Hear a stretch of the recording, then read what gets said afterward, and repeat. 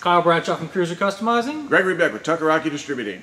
On this week's Wednesday with Greg, we're going to be talking about what happens when you get a part and you don't think it fits. First of all, you got to know a lot about your bike before you even decide you're going to buy something.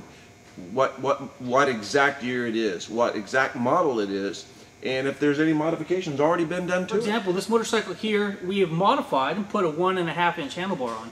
If you're looking to do risers or something like that in the future, you've got to know that this is not a stock motorcycle. So if you ordered a bar that would typically fit a V-Star 650 to modify this and didn't know to go larger than 1 inch, it wouldn't fit these risers. Yeah, and what grips do they use? 1 inch or 7/8?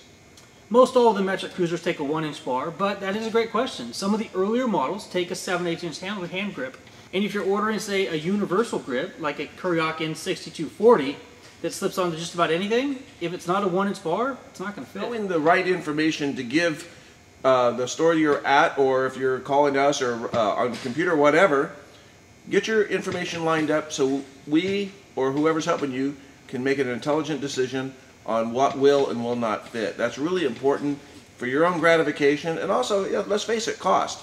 If things have to go back and forth because you made a mistake or we made a mistake, it's no fun. The big thing to look at is the instructions. Open the instructions and read everything that's inside there. A lot of times we'll have customers that will give a phone call and say, hey, it's missing this bracket or this bolt.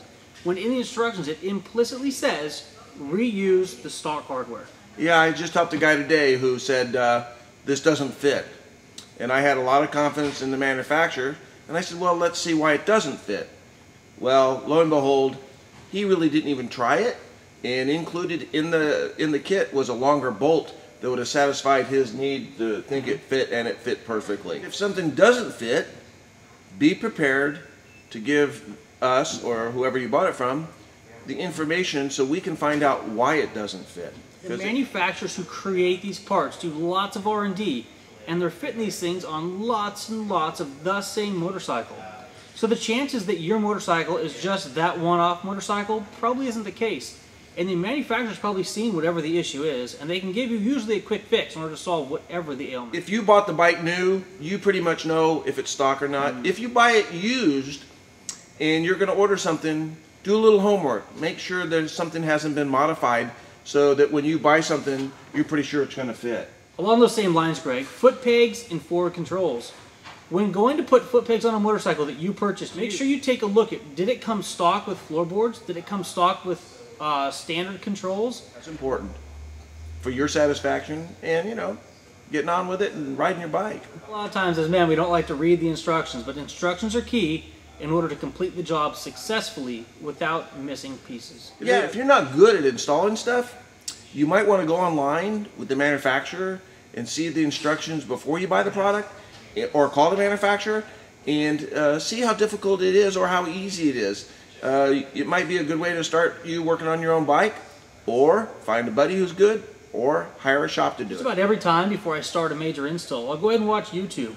Watch a couple different videos of other people installing, seeing what worked for them, what didn't work for them. Learn from that, and usually my installation process is much, much simpler. Amen. You know, I bought a cruise control from Kyle, actually, and when I got home, I wasn't quite sure. I looked at the instructions. I still wasn't really sure. I looked at one of his installs online. No problem. Thanks, Kyle. Absolutely. So there you go. Make sure you read the instructions. Make sure you take a look at all of the supporting documents before attempting your installation. And if you've got a problem, give us a call, give the manufacturer a call, and 9 times out of 10, we'll get that problem solved. Yeah. Thank you for watching this week's Wednesday with Greg. And ride safe.